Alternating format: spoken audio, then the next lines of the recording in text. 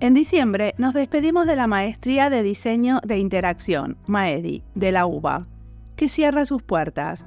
Ahí daba clases. Mi rol era coordinar el seminario de tesis, que es algo que me encanta hacer, porque creo que conociendo tanta gente a través de este podcast, puedo darles ideas a los estudiantes sobre dónde empezar a buscar sobre el tema que quieran.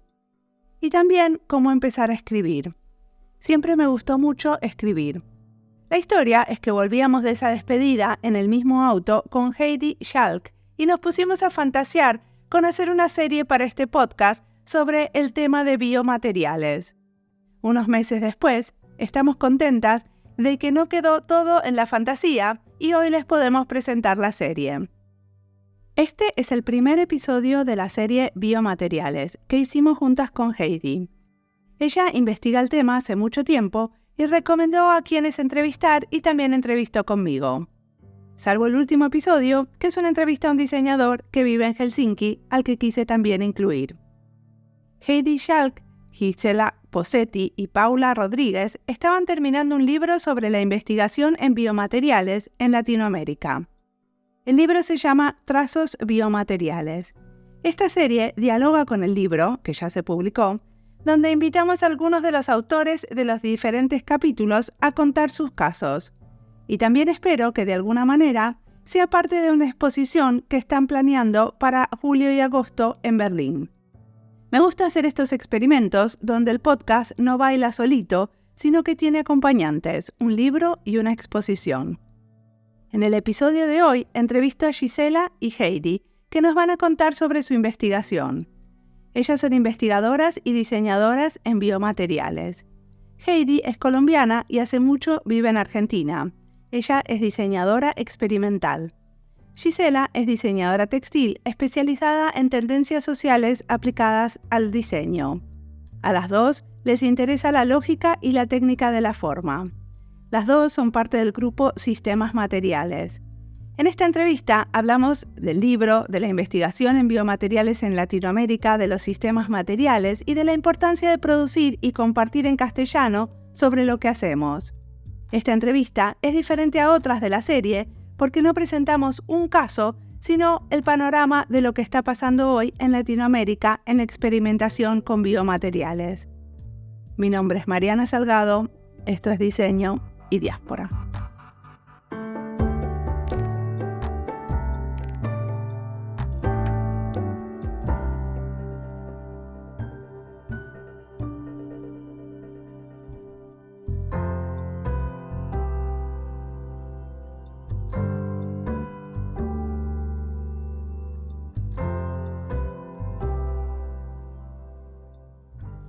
Soy Gisela Posetti, diseñadora textil. Estudié en la UBA, en FADU. Luego de estudiar diseño textil me dediqué mucho a trabajar en la industria y también a dar clases, incluso cuando era todavía alumna, empecé a dar clases y a aprender cómo dar clases en historia del traje y de los textiles, también en diseño.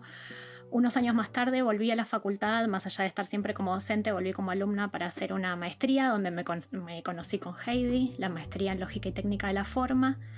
Y bueno, seguí especializándome en docencia, sobre todo en tendencias, con diferentes profesoras mías en aquel momento que trabajaban en el área.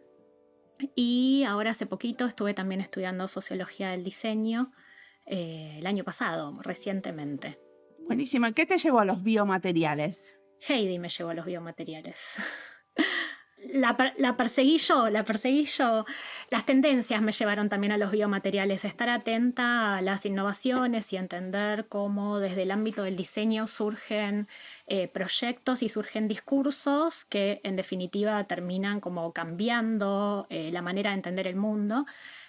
Hizo que yo posara mi visión. Si bien nos hicimos amigas en la maestría, dejamos de trabajar juntas durante un montón de tiempo y durante la pandemia fue el momento en el cual yo, siempre viendo de reojo, mirando lo que ella estaba haciendo durante la pandemia, fue el momento en el cual dije, bueno, tengo tiempo para involucrarme, quiero meterme ahí en eso que ustedes están haciendo. Y ahí entré a los biomateriales, de esa forma. Gracias, pandemia. Heidi, ¿querés presentarse? Soy Heidi Halk, soy colombiana, vivo hace 20 años en Buenos Aires, me formé acá también en la Universidad de Palermo, estudié diseño industrial. Luego de terminar la carrera, empecé a dar clases también en FADU, en la UBA, ni bien, o sea, el día que rendí mi último final en la FACU, fui a la entrevista para arrancar como docente en FADU.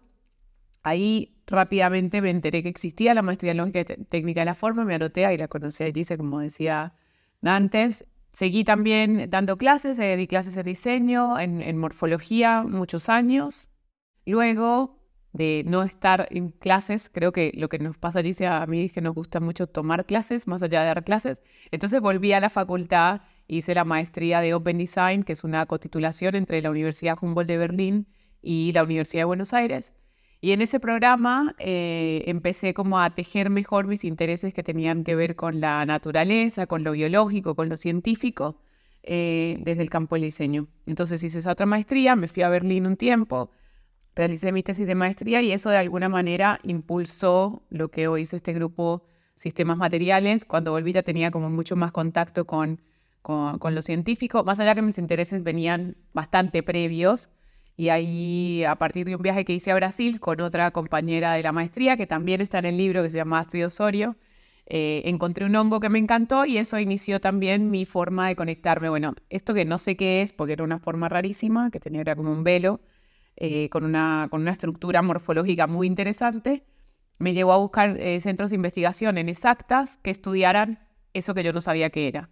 Y encontré el laboratorio de micología experimental. Dentro del laboratorio lo conocí a Emanuel Grassi y a Leo Majul, y ahí empezó como mi vinculación con los hongos, la gente de los hongos, estos seres hermosos. Y años más tarde con Leo hicimos el primer workshop de biomateriales y constituimos lo que es hoy Sistemas Materiales de alguna manera. ¿Qué es Sistemas Materiales? ¿Es un grupo de investigación? Sistemas Materiales es un grupo de gente que le interesa la investigación desde el hacer y tiene como unos intereses muy particulares y lo llevamos a cabo en relación a objetivos que nos van poniendo y van apareciendo. Es autogestionado, es autofinanciado con unos pequeños aportes de algunos programas, sobre todo el programa de mecenazgo que lo tuvimos varios años seguidos y nos impulsa el interés. No sé cómo se sostiene hasta ahora porque somos muchas personas haciendo muchas cosas todo el tiempo. ¿Hace cuánto lo crearon? El primer workshop lo hicimos en 2018, ya veníamos con charlas previas, pero se formalizó con ese primer workshop en Tamacochela. Luego hicimos otro. Bueno, lo que pasó fue que hicimos ese workshop, terminamos y ese fue como el testimonio para poder acceder a otros espacios y para validar un poco lo que veníamos diciendo, porque en ese momento queríamos tipo hacer workshop, meterlo en la facultad y todo, y todos nos miraban como, no entiendo qué quieren hacer. Entonces ahí cuando hicimos el primer workshop y estuvieron los resultados, presentamos el proyecto mecenazgo y presentamos un proyecto de investigación en la FADU para poder tener pasantes, porque el interés que teníamos desde este proyecto no solamente era avanzar con las investigaciones, sino también hacer este trabajo de diseminación de este proceso que parecía como, entre comillas, algo que se hacía en otros lugares o como de la NASA y como que nosotros no teníamos capacidad. Entonces era como invertir eso, la tecnología la tenemos, los recursos están, y es una cuestión de mindset, de cabeza, de lo podemos hacer desde acá. Pero entonces ahora sí son un grupo de investigación. Ahora somos un grupo de investigación independiente, de investigación, de desarrollo, de todo lo que se nos cruce. Y eso fue llevándonos también a poder conectarlo con nuestras profesiones desde el diseño y desde la biología, como la muestra que hicimos en 2022 y 2023 en el Centro Cultural Recoleta. No es solamente generar el desarrollo del material, es conectar a la comunidad, es divulgar sobre o diseminar sobre esta práctica y hacerlo desde el diseño, que era como fundamental. Perfecto. Entonces ahora vamos a hablar un poco del libro, que es lo que nos aúna. Ustedes están creando un libro. ¿Por qué necesitamos un libro sobre biomateriales? Me tomo ahí, eso creo que viene también de esto que estábamos diciendo antes de la diseminación. Aparte de los workshops que dimos, también armamos como unos cursos dentro de la facultad para hacer como algo de formación dentro de este campo. Y con lo que nos topamos es que desde el diseño, por lo menos, ya primero hay una barrera como de acercamiento a lo científico. Por lo menos a mí, particularmente como diseñadora, sentía que había un montón de cosas a las que yo no podía acceder porque se escapaban o eran muy científicos, o sea, leer un paper, un montón de cosas, que eso me lo dio la maestría. Al ver que sí lo podíamos hacer y había un punto de vista desde el diseño súper importante y rico para ampliar lo que se podía hacer dentro de esos campos, corres esa barrera. Bueno, a los científicos te puedes acercar, pero después teníamos la barrera idiomática. Prácticamente toda la bibliografía disponible de este tema y de casi todos los temas que se discuten en la academia están en inglés. Entonces, nuestros estudiantes que primero tenían la cuestión de acercarse a algo que les era ajeno, porque, no sé, también en FADU y Exacta son dos facultades que están vecinas, pero que prácticamente no se conectan, eso era lejano y después tenían que trasladar la barrera del idioma. Entonces dijimos, bueno, en los objetivos, cuando hicimos la muestra, cada persona tenía que pensar un proyecto para que se iba a exponer como inédito. Y Gise, como bien decía, se metió en los biomateriales por su interés y como que ella vino a buscarlo, pero cuando dijimos cada uno tiene que hacer uno, Gise dijo como, no, a mí la verdad que hacer como el material y eso no me interesa, a mí me interesaría hacer una publicación. Y yo dije, buenísimo. Y era una cosa que iba a ser como, no sé, un cataloguito en el primera instancia, era como, bueno, vemos cómo unir estos proyectos de la muestra y después entendimos esto, no, esto tiene que ser como este material que no existe, que todo el tiempo estamos buscando para nuestras clases, que todo el tiempo nos están pidiendo, porque también por el Instagram nos piden mucho eso. Y esta señorita empezó con esa idea y terminamos con una cosa que se iba a presentar, como lo íbamos a terminar en 3 meses y se presentaba en la muestra, fue un trabajo de 1 año y recién ahora lo vamos a lanzar, o lo vamos a lanzar 1 año y medio. Pero este libro de biomateriales, aparte de que necesitamos bibliografía en español, tiene una característica que es que intenta ser como representativo de la investigación en biomateriales en Latinoamérica. Sí, además de ser representativo de la investigación en Latinoamérica, quizás voy un poquito para atrás y completo algo sobre el libro. Es un libro sobre biomateriales, pero es un libro sobre muchas cosas más que biomateriales, porque es un libro sobre diseño, es un libro sobre enseñanza, es un libro sobre el entendimiento de la comunidad educativa, la comunidad barrial, local. Es un libro sobre nuevas maneras de entender los objetos, como la nueva belleza o las nuevas maneras, los nuevos discursos acerca de la belleza o acerca de los materiales que se proponen hacia el diseño. Está perfecto, pero ¿cómo hicieron la selección de quienes incluir como colaboradores? ¿La idea era que eran los que ya habían preseleccionados para la exposición o volvieron a abrir y decir, bueno, queremos tener más ejemplos? Las dos cosas, porque el libro tiene 2 partes muy claras en cuanto a los colaboradores. Una es la parte de ensayos y otra es la parte de proyectos. La de proyectos quizás tiene más que ver con la exhibición, entonces forman parte de la sección de proyectos del libro todos los desarrollos que se hicieron dentro de nuestro grupo de sistemas materiales. También forman parte del libro otros desarrollos que no son de nuestro grupo, pero que son cercanos, que son latinoamericanos. Invitamos también algunos proyectos que son de otras regiones del norte global, diríamos, ¿no? Porque nos interesaba poner en diálogo lo que se hace acá con lo que se hace allá para entender que podemos llegar a resultados que son o los mismos o muy similares, que quizás los procesos y los espacios que tenemos para trabajar no son iguales porque cada uno tiene su particularidad, pero que esto que decía Heidi al inicio, ¿no? Que nosotros desde acá también podemos hacerlo y podemos estar a la misma altura. Entonces era interesante poner en diálogo para resaltar las particularidades de cada una de las regiones que se expresan en los proyectos, pero que pueden tener procesos compartidos, que pueden tener resultados compartidos, que pueden exhibirse uno al lado del otro. Y esta idea de compartir resultados en definitiva es lo que conceptualmente hace que el área pueda crecer, ¿no? Y que pueda expandirse hacia otros universos. Bueno, ahora si nos salimos del libro o si entramos más en el libro, lo que yo quiero saber es qué pasa en el área de biomateriales en Latinoamérica. Gracias pandemia nuevamente. Lo que pasó fue que gracias a la pandemia un montón de personas que por ahí estábamos mirando lo que estábamos haciendo, íbamos compartiendo, viste que la pandemia hizo como un catalizador de, nos podemos juntar todo el tiempo y hacer cosas y no pasa nada, la distancia no deja de ser como una restricción para eso. Entonces estaban como estos grupos aislados y empezó a haber diálogo. Mucho de este diálogo se empezó para mí a gestar desde el grupo LABBA de Chile, el Laboratorio de Biomateriales de Valdivia, que ellos tuvieron como un acercamiento muy a la comunidad que ellos tenían y además a conectarse con otros biofabricadores de Latinoamérica. A mí me contactaron durante la pandemia, hicimos una colaboración donde ellos tenían un material y yo como mi práctica más de diseñadora a ver cómo podía trabajar ese material y empezamos a trabajar con eso. También hicieron una serie muy interesante donde nos preguntaron a, creo que 5 de distintas partes de Latinoamérica, distintas preguntas como para definir qué son los biomateriales, qué están haciendo, eso lo estuvieron publicando. Entonces eso empezó a armar como una red entre nosotros y en esa comunidad más amplia que cada uno tenía.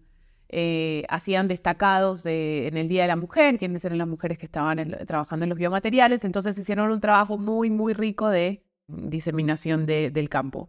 Pero dígame un ejemplo o varios ejemplos. Por ejemplo, en Latinoamérica se trabaja mucho con este material y se logró poder hacer que el material sirva para...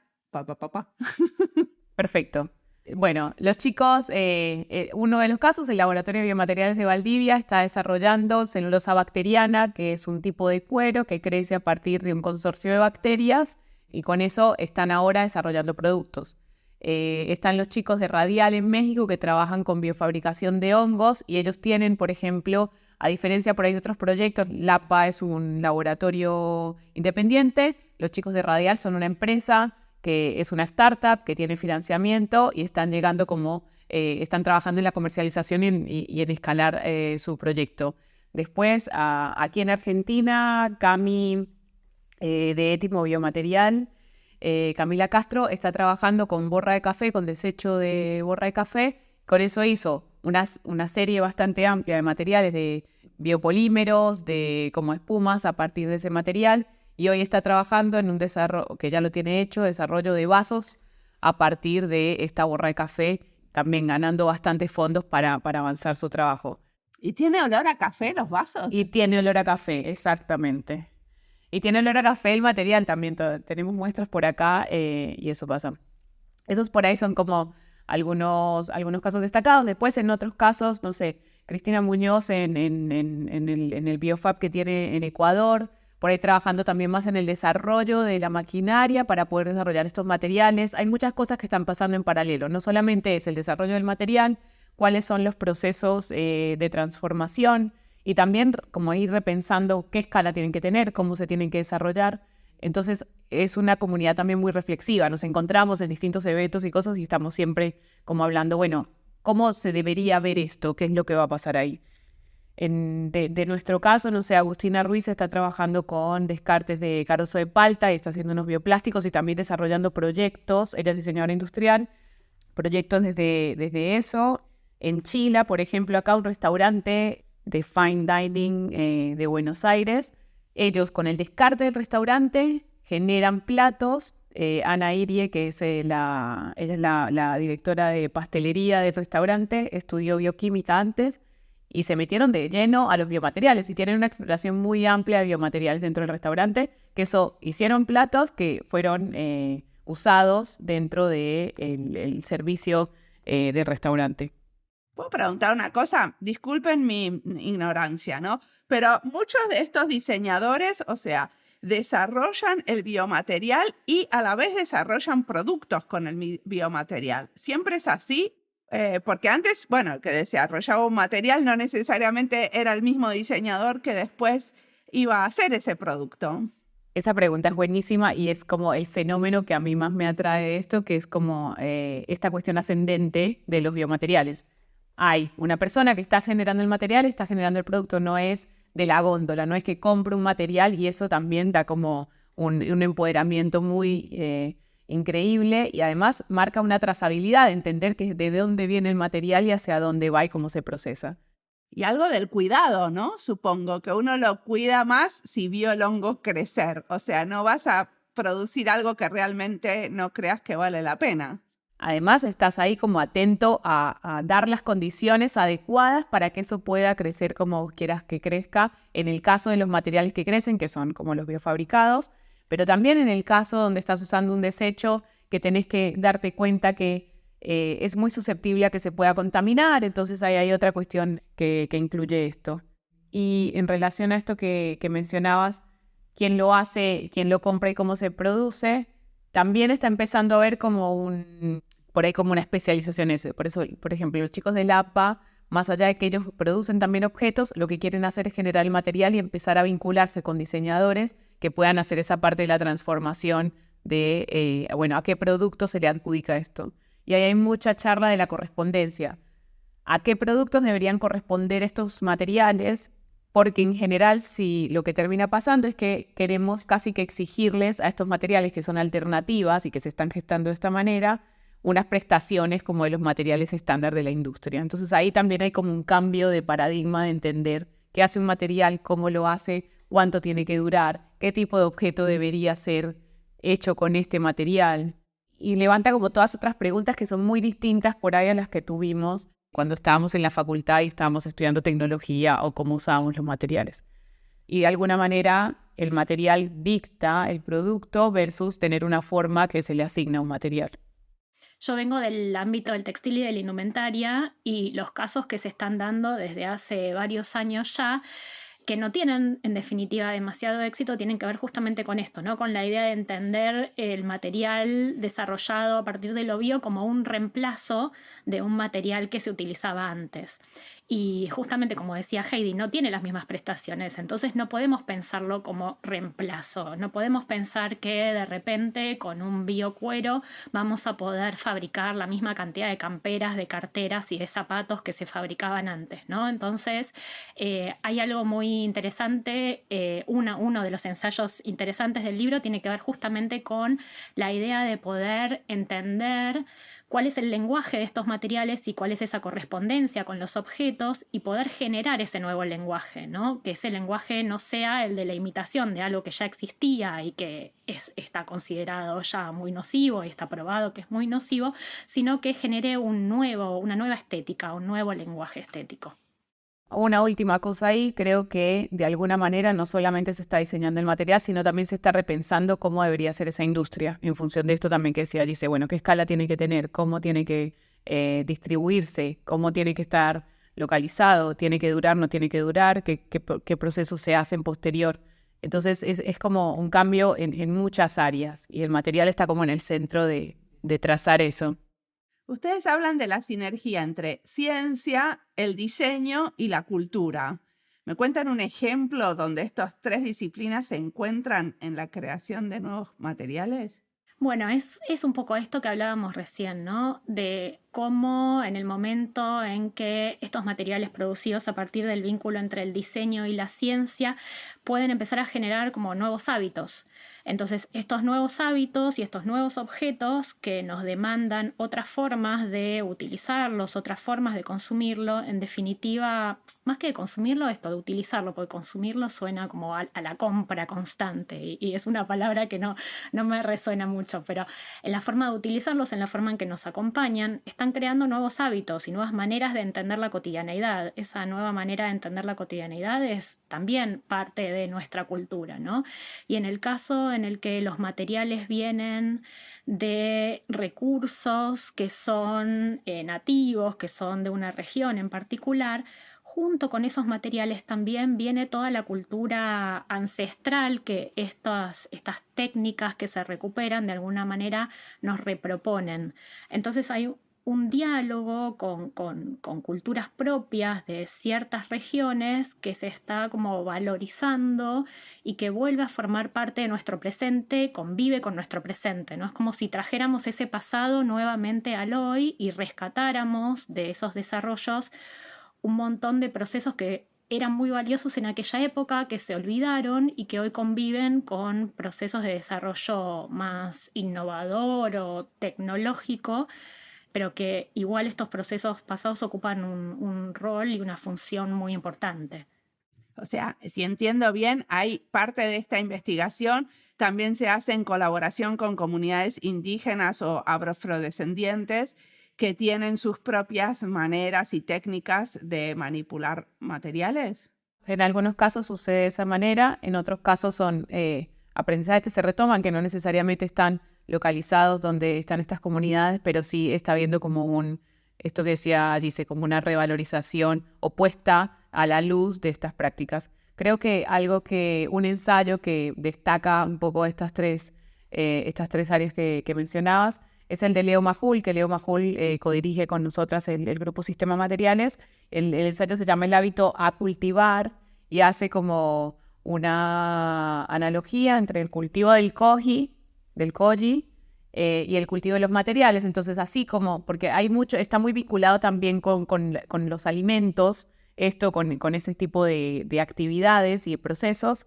Y él pregunta como qué sucedería si fueran los usuarios quienes cultivan estos nuevos materiales. Esta cuestión de cultivar materiales, esto de tener un proceso de fermentación, de esperarlo, de entender los tiempos, de qué pasa con eso. Y ahí hay una cosa que viene muy también desde lo cultural. Y él es biólogo, especialista en micología. Entonces tenés como un científico hablando de esta cuestión de los fermentados y relacionándolo con sus procesos de fermentación dentro del laboratorio, que en definitiva eso es lo que están haciendo para producir sus investigaciones.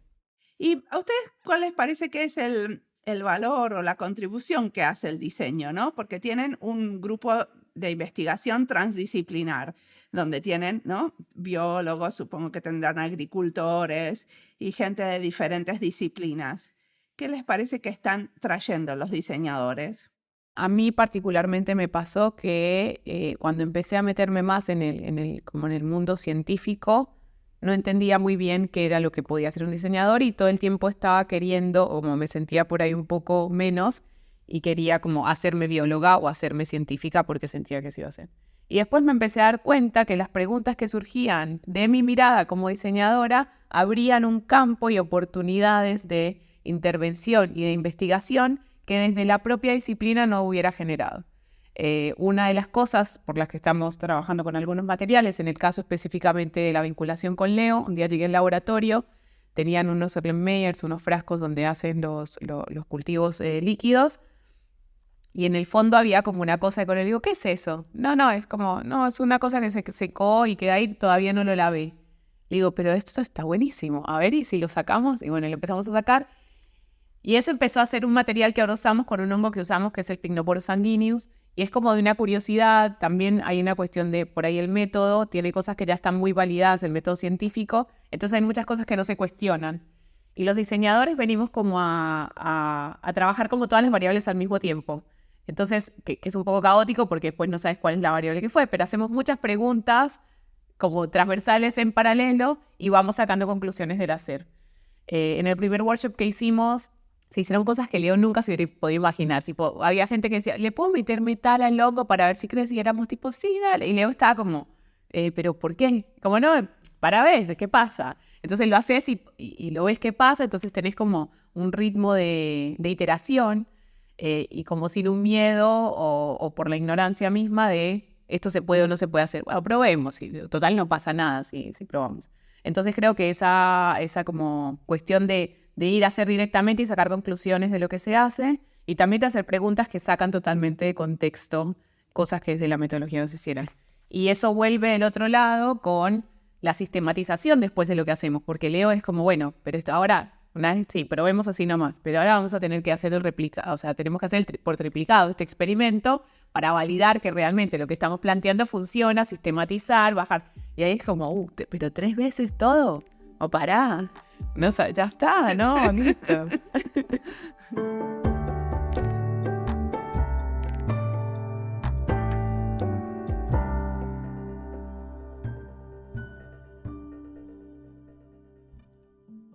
Esta entrevista es parte de las listas Biomateriales, Diseño Sostenible, Argentina y Diseño, Colombia y Diseño y Educación en Diseño.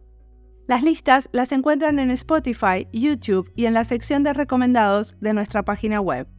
Y si estás buscando algo y no lo encontrás, podés contactarte con nosotras o usar nuestro chat, que lo encuentran a la derecha abajo en la página web. Ahí dicen lo que buscan y los puede ayudar.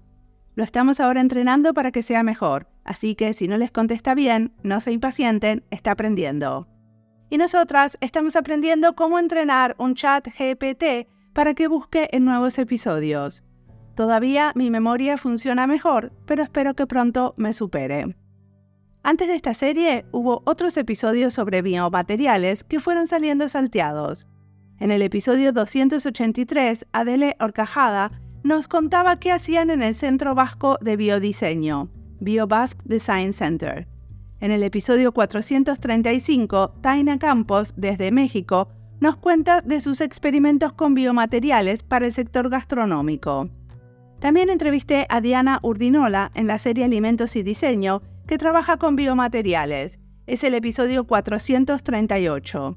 Voy a poner todos estos episodios también en la misma lista para que puedan escucharlos, si quieren ahondar en el tema. Sigamos ahora escuchando a Heidi y Gisela, que tienen muchísimo más para contarnos.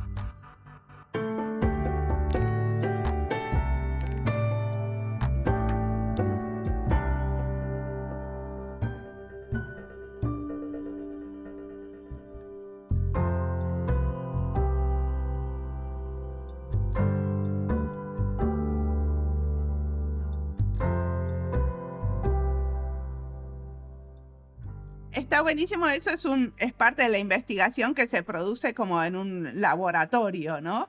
Pero supongo que hay otros lugares donde hay investigación en biomateriales en Latinoamérica, en las industrias, en la academia, en otros espacios. ¿Cuáles son esos otros espacios?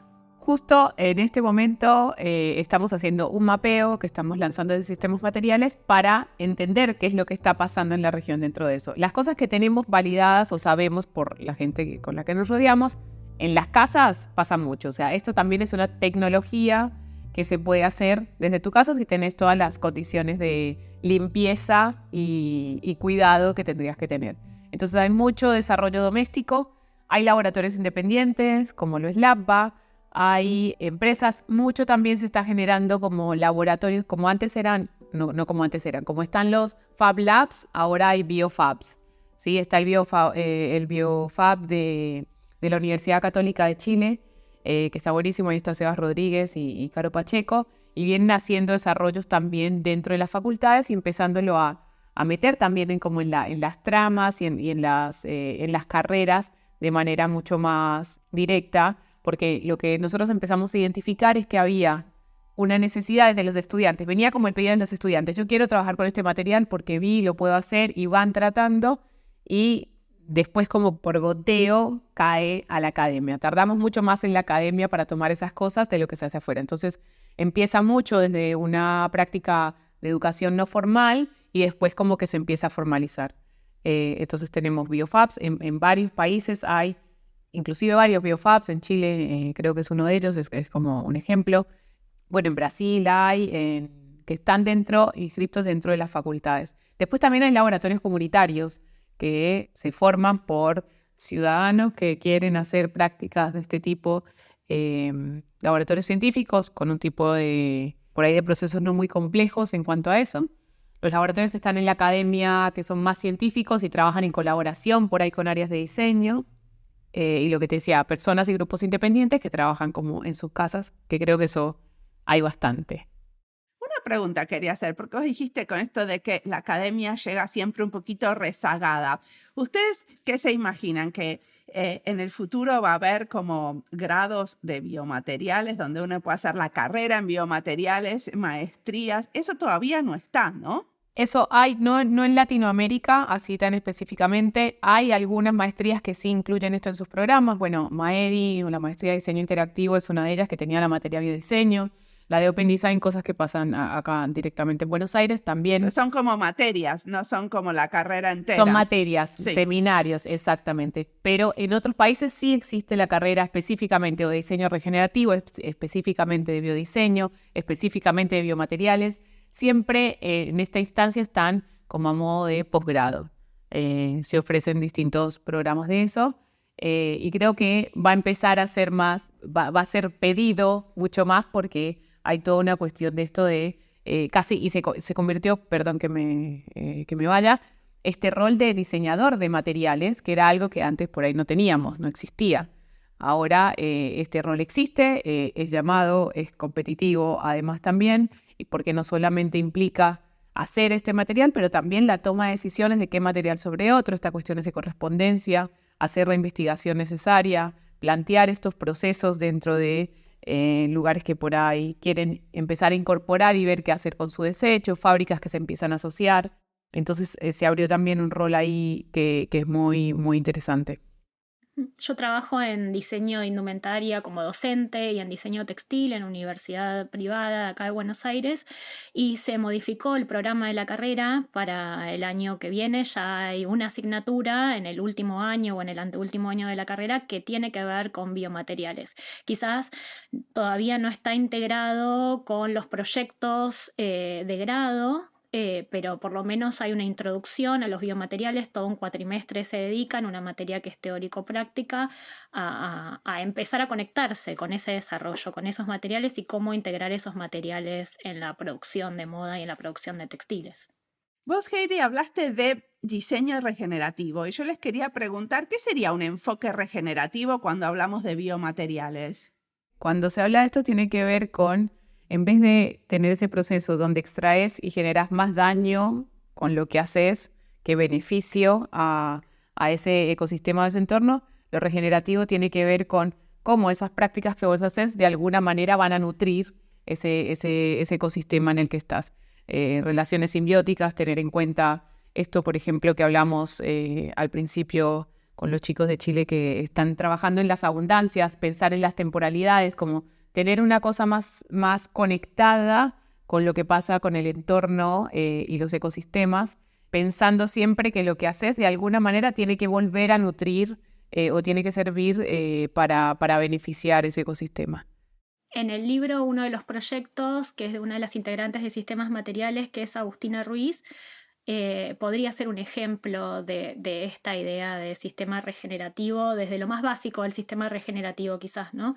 Que es tomar como materia prima de origen algo que era un descarte. Entonces ella desarrolla bioplásticos con carozos y con cáscaras de palta e investiga alrededor de cómo pueden producir diferentes colores en relación a la oxidación, cómo pueden producir diferentes espesores, pero esta idea del diseño regenerativo nosotros en el libro la tratamos no solamente desde la regeneración de estos residuos como materias primas, sino de regenerar la curiosidad en los procesos, de regenerar, o sea, vincular al usuario con ese proceso para entender cómo ese objeto fue creado y a raíz de eso que ese objeto tenga más valor, que sea más duradero, que sea más cuidado, que no sea reemplazado rápidamente. Regenerar también el vínculo con estos conocimientos previos que pueden nutrir nuestra manera de entender la obtención de esos recursos. El diseño regenerativo creo que va más allá de solamente utilizar una materia prima que era un descarte y volverla a la vida, sino que tiene que ver con regenerar un pensamiento, un entendimiento, un valor, un foco en lo que se hace, en cómo se hace. Y también es un abordaje más sistémico que no solamente, como decía antes, en el ecosistema, sino también las comunidades dentro de eso, y distribuye de alguna manera el foco. No estamos solo centrados en el humano, sino que estamos viendo todas las especies que formamos parte de eso. ¿Cómo se llama el libro? Un detalle que nos olvidamos. El libro se llama Trazos, edición Biomateriales. ¿Y el libro lo van a publicar también en forma digital? Sí, la intención es hacerlo. Lo que nos dimos cuenta es que se desplaza a otro proyecto eso, porque lo que queremos hacer es que tenga las lógicas de lo digital. Subir el libro en PDF, sentimos que primero no le hace justicia al trabajo del libro y luego el modo de acceder a esa información se pierde porque lo que tenemos acá es una cuestión como de temporalidad de lo que pasa en un libro y de ese ir y volver. Entonces lo que nos gustaría que pase dentro de la publicación que vamos a hacer online es que puedas tener también estas múltiples entradas, puedas conectar y que además se empiece a convertir en un recurso más vivo. Si el libro ya está como cerrado, como está hoy en su versión impresa, que podamos ampliar la cantidad de proyectos en cada categoría, que se pueda seguir ampliando el glosario, poder incorporar nuevos textos, reflexiones sobre esos textos que también estamos dejando ahí, que te lo puedas bajar, que estén citadas estas fuentes. ¿Y qué plataforma van a usar para que pase toda esa maravilla? Tenemos que diseñarlo. Ok. Va a ser una web que tiene que ser diseñada para ese fin. O sea, la idea es publicar el contenido del libro adentro de una web especial para ese libro. Claro, acá también hay una correspondencia, lo mismo que decíamos antes, entre el objeto y el material, ¿no? Si el material es papel y el material y la forma de ese material son páginas que tienen un número y que uno lee un concepto y puede ir a buscarlo a otro porque tiene un sistema de navegación que durante 1 año y medio pensamos, bueno, veremos cuánto tiempo nos va a llevar, esperemos que no tanto, desarrollar una web que también tenga correspondencia con la manera de recorrer este contenido, ¿no? Y esperemos que incluyamos también los capítulos de podcast que estamos haciendo alrededor de todo eso. Obvio, obvio. Por eso está bueno que esté vivo y se va ampliando. Perfecto. Y en el futuro, ¿qué les parece que va a pasar en el área, en Latinoamérica, en la región, con respecto a los materiales, biomateriales? Pero obviamente con una versión bien utópica. Yo amo las utopías. Yo siento que realmente ya hay como un cambio de paradigma de cómo lo pensamos. Entonces, en esta cuestión, en algún momento, como esta cuestión regenerativa, este cambio de paradigma, de pensar como de una forma como más mecanicista de este mundo hecho de partes, de una cosa que tengo que comprar que viene de un solo lugar y eso yo lo pongo a disposición de mis productos, objetos, de los modos de consumo, por estas lógicas que estamos teniendo de hacer los materiales, del cuidado, de tener en cuenta la temporalidad, de tener en cuenta el recurso, va a cambiar también todos esos modos. Entonces, imagino un futuro donde hayamos podido cambiar de alguna manera ese sistema y esa industria, donde si ya sabemos que todo lo que nos llevó hasta acá es este sistema de consumo, producción y descarte, como ahora que estamos pensando en los materiales, podemos pensar también cómo se van a producir, cómo se van a usar, cómo se van a descartar, de qué manera van a venir. Y eso siento que va a cambiar absolutamente todo. Algo que nosotros hablábamos cuando estábamos trabajando, por ejemplo, con el color, de el cambio de un color estándar que tiene que durar durante un montón de tiempo y sostenerse de esa manera, a pasar a pensar que en realidad el valor está en la variabilidad, en eso que va cambiando. Y en eso como irse acercando como a sistemas que son más biológicos, de una manera aspiracional, no necesariamente que vayamos a hacer eso, pero sí antes en cómo veníamos pensando nuestro mundo hecho de partes, si hay una sola persona que decide cómo va a estar, bueno, acá va a estar mediado, hay un organismo por ahí que está haciendo las cosas, hay otra nivel de comunicación, algo que está continuamente en desarrollo, que no tiene que ser perfecto en este momento, sino que se puede ir adaptando, y eso siento que va a romper bastante con las lógicas que tenemos ahora, espero. Y también hay una cuestión del consumo y nuestro sistema económico que puede llegar a modificarse en relación a eso. Perfecto. Y Gisela, ¿cómo la contestarías esa?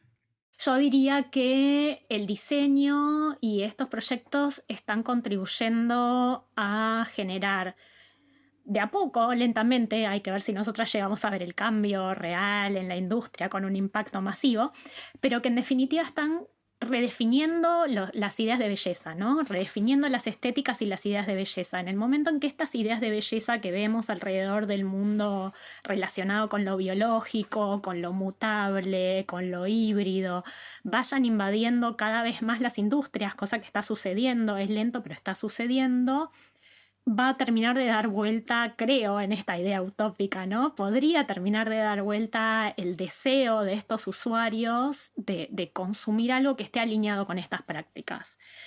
Quizás es largo el camino, pero me parece que desde el mundo de las tendencias también es importante trabajar en esto, ¿no? Como poder entender una proyección de tendencias desde lo social, desde lo biológico, que sea, no sé, favorable, que favorezca este tipo de desarrollos y no los desarrollos a los cuales favorecía originalmente una proyección de tendencias que tenía que ver con consumir rápido y descartar lo que ya no servía, ¿no? Las tendencias se iniciaron de esa forma, para dejar de lado a lo que ya no sirve y poder vender lo nuevo, ¿no? Poder instalar una dinámica de cambio.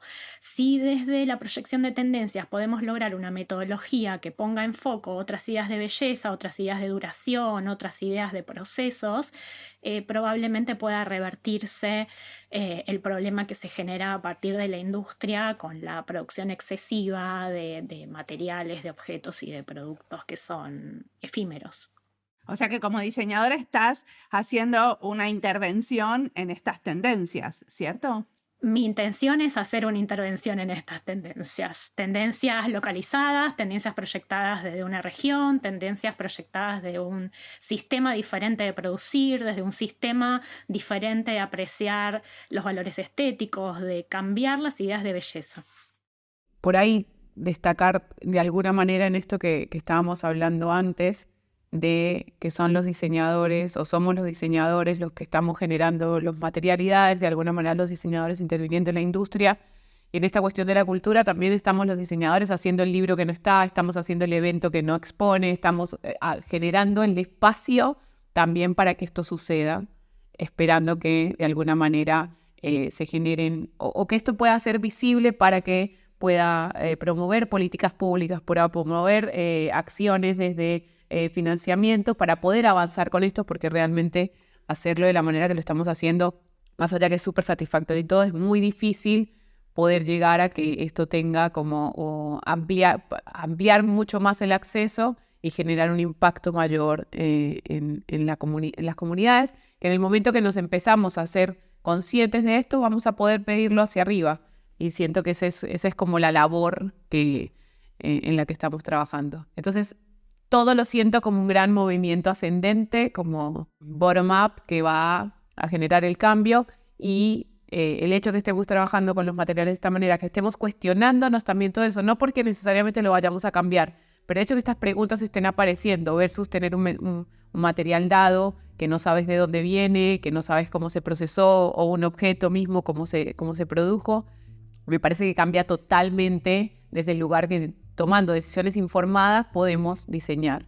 Porque acá ya no hay una cuestión de que, no, yo no sabía, bueno, yo sabía esto y tomé esta decisión y sé que esto va a tener tal o cual impacto dentro del ámbito en el que estoy trabajando.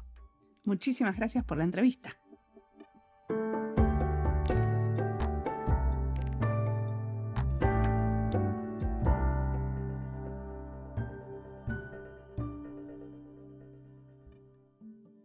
Estoy aprendiendo de biomateriales desde cero, porque no es algo en lo que trabajo. Por eso, a veces hago comentarios obvios y preguntas tontas. A los que ya vienen investigando el tema hace mucho tiempo, les puede resultar bastante obvio algunas de mis observaciones. Pero acá van. Para mí fue una sorpresa positiva entender que las y los diseñadores trabajando con biomateriales tienen una agenda política, que aboga por romper las lógicas del consumo y las tendencias sacadas de la galera. Ellos quieren proponer una proyección de tendencias desde lo social y lo biológico a través de investigar el lenguaje de los materiales y la correspondencia con los objetos. Hay muchas maneras de ser activistas desde el diseño y a mí me cayó la ficha que una manera es investigar y usar biomateriales, usando los materiales con precisión, dejando de consumir como si no existiera un mañana, y poniendo en cada gesto del diseñar cuidado por el planeta. Investigar sobre biomateriales, clasificarlos, usarlos, plantarlos o recolectarlos nos hace mejores diseñadoras, más conscientes de nuestros recursos. Como siempre, la música del podcast es de Antonio Zimmerman, el diseño de sonido es de Julián Pereira. Este podcast está publicado con licencia creativa común con atribuciones. Esto fue Diseño y Diáspora. Pueden seguirnos en nuestras redes sociales, en YouTube, Instagram, LinkedIn o ex Twitter, o visitar nuestra página web diseñoydiaspora.org. No olviden recomendarnos y recomendar nuestros libros. Nos escuchamos en la próxima.